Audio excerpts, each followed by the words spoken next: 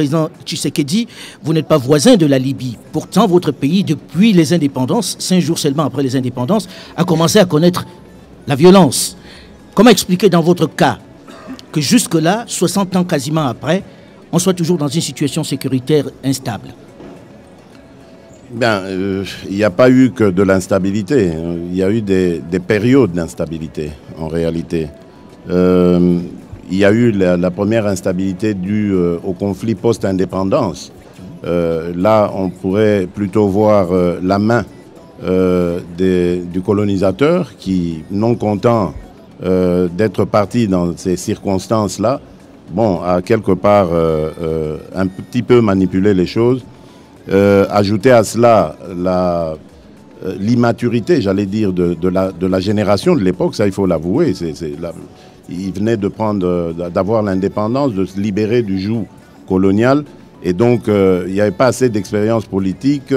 Le réflexe tribal aidant, plus un peu de manipulation, cela a donné ce que nous connaissons, que nous avons déploré.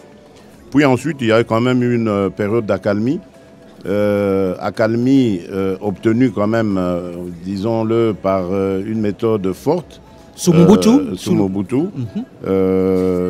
Mais malheureusement, cette gestion, disons-le, du régime Mobutu a provoqué une sorte d'instabilité post-Mobutu à cause de son émission dans certaines façons de faire dans les pays voisins. Donc je pense à l'Angola, où le Zaïre de l'époque avait soutenu une rébellion qui a été très sanglante d'ailleurs de Jonas Savimbi.